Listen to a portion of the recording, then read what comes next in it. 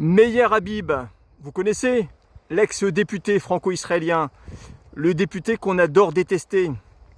Je vous ai fait ici un best-of qui rassemble 4 minutes 40 de folie, de dinguerie. Écoutez-le.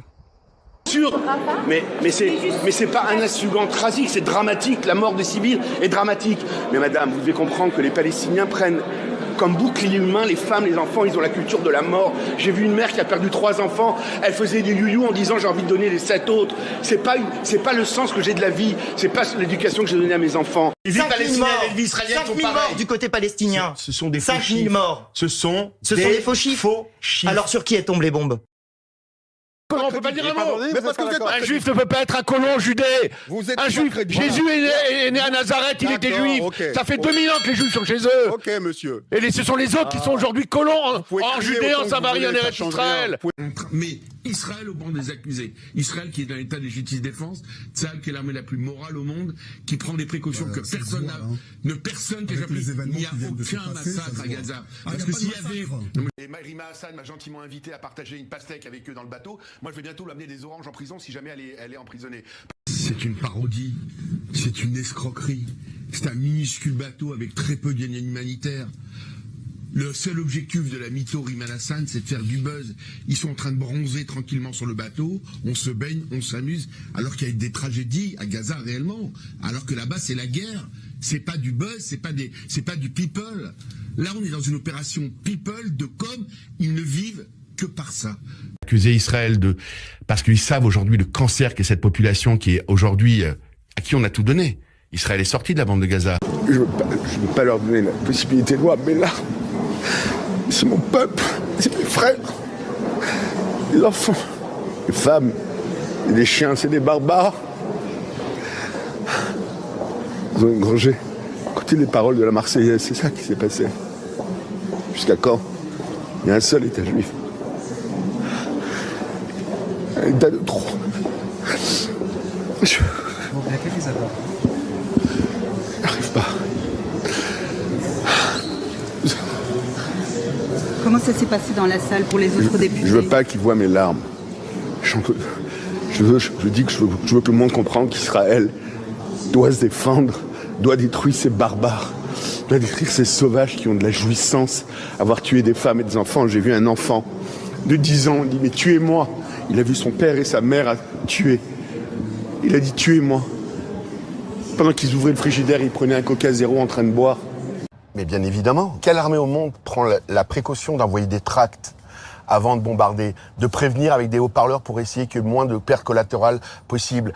Le ratio, ça a été dit dans le film, hélas, il y a des morts parce que c'est la guerre, mais le ratio est un des plus bas au monde. Vous pensez qu'une armée c'est pas aussi... ce que disent les chiffres. Enfin, pour le coup, quand on regarde les chiffres vous officiels, les chiffres des gens comme Guillaume Zancel qui sont des anti-israéliens, les chiffres de l'OMS, par exemple, on voit leur beurre aujourd'hui pour vomir et cracher leur venin sur l'État d'Israël. C'est pas le cas. Le 14 février 2025, l'OMS explique qu'il y a 48 264 morts. Ça se base sur les chiffres du ministère de la Santé aux mains du Hamas. Mais d'après les scientifiques du Lancet, par exemple, ce chiffre pourrait être largement sous-estimé. On serait peut-être à plus de 60 000 morts. Et surtout, détail important, il y aurait plus de 50% des victimes, des morts qui seraient des femmes ou des enfants. Donc a priori, pas des terroristes, pas des combattants du Hamas. D'abord, c'est pas des combattants du Hamas, ce sont des terroristes du Hamas. Faut appeler un chat un chat.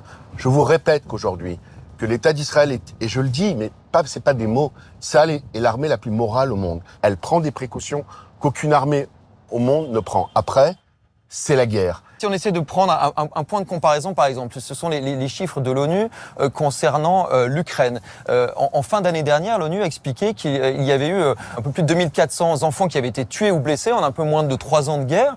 Et à Gaza, on est, d'après toujours les chiffres de l'ONU, de l'UNICEF, 39 710 enfants qui sont morts ou blessés depuis le 7 octobre 2023. Ça veut dire qu'on est à un peu plus de 2 enfants par jour en Ukraine, 77 par jour aujourd'hui à Gaza. Est-ce que c'est...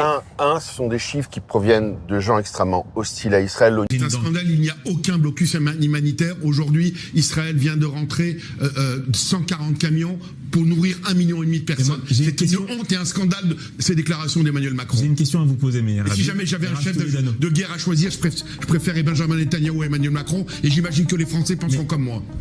Meyer. Un sacré numéro celui-là, vous ne trouvez pas? Alors, ex-député, 11 ans à profiter de l'argent du contribuable, 11 ans à s'engraisser sur le dos du contribuable, du français. Le plus médiatique de tous les députés, et vous savez pourquoi? Il est très proche, on peut dire même que c'est un ami, c'est ce qu'il dit, de Benjamin Netanyahou. Et c'est aussi pour ça qu'on le voit régulièrement, on lui demande son avis sur le conflit Israël-Gaza et maintenant Iran-Israël, etc. Qu'est-ce que vous pensez de cette vidéo qui fait plus pleurer que rire?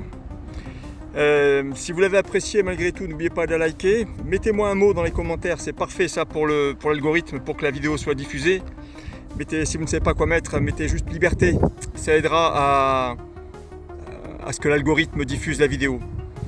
Et puis si vous n'êtes pas abonné, abonnez-vous, regardez, je vous montre en plus des magnifiques paysages de Corse. A très bientôt pour une prochaine vidéo.